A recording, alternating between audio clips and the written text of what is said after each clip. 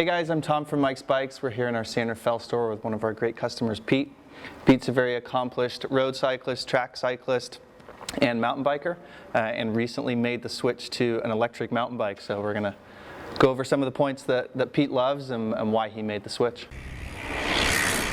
Yeah, I started actually road cycling first, BMX, and then road.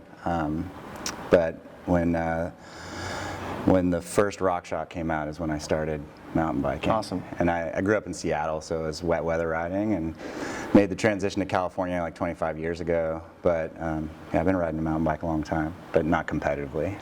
Yeah, it was a big decision to move to, an assisted pedal. Yeah. And there's a lot of like internal conflict about, this is supposed to be just as much pain as it is pleasure. Yeah.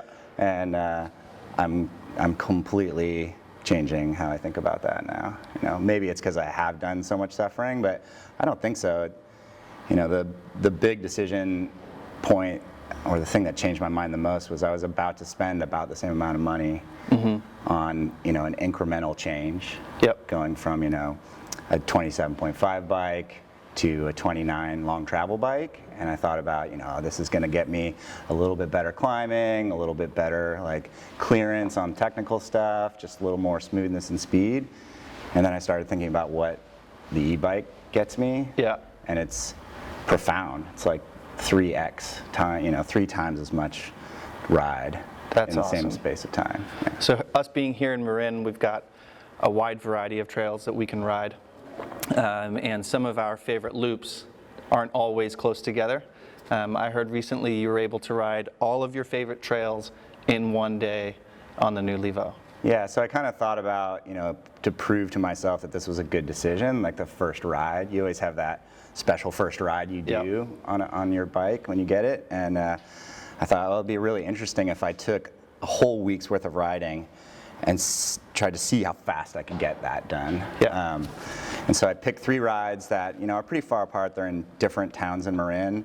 They probably have a 20-minute drive in between all of them, or each of them, and they're solid 2-hour rides. When I do them on a conventional bike, and I got all 3 of them done in under 3 hours with drive time, which is crazy. So great. That's like a week's worth of riding in 3 hours, which means that I literally am tripling or quadrupling the amount of rides I have.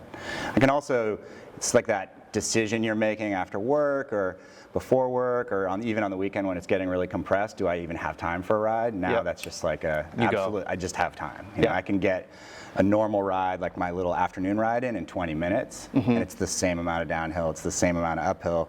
And now the uphills are fun too. Yeah. So I'm like popping off stuff as I'm going uphill. What are you noticing in how the bike rides downhill compared to your conventional, trail bike that you have been riding? I was following sort of the geometry changes in Specialized and what they were doing with the Stumpy, and it looked on paper like it was going to be a great thing. And then the unknown was like this battery and this motor, what's it going to do? Yeah.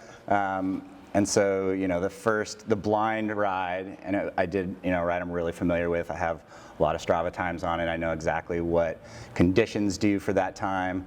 And I was, less than a second off my PR in really dry conditions on the first ride. I'm like, okay, this is something, and I'm trying to figure out why it's so good. And I think one of the things is that motor has this incredible low center of gravity. Yep.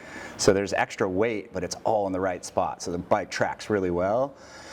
And the other thing is when you're getting to the top a little bit fresher, it actually keeps you more alert, a little more focused on the downhills, which is, the reason I ride. Right. I know that's not true for everyone, but, I climbed so I can go downhill. Yeah. And, if I want to suffer, I'll get my road bike out and go climb Tam. While you're climbing, do you feel like you're getting a workout? And how do you feel in a variety of different climbing settings, whether the trail's spiking or if it's a long gradual climb? Yeah. How does that differ to what you're used to? One, it just makes the trails possible. Like for me, like I can now go climb the steepest stuff in Woodacre, or the steepest stuff around Tam without having to get off my bike. So there's a huge win. But I wasn't sure what to expect from a workout, and when I started looking at heart rate data over these rides, I was really surprised that I was sustaining over 150 beats like over a ride, which is kind of surprising because you think this motor is going to just sort of take all the sting out of a climb, and what it's actually doing is leveling off the effort, and it's great for fitness. So that was actually a big surprise for me, and I think I'm getting a better workout, even though I'm not really doing these spiky intervals, but I'm not taking all this time off the bike to rest at points. It's just kind of keeping a consistent workout. Again, kind of ideal. You know, the Levo has these 3 modes out of the box.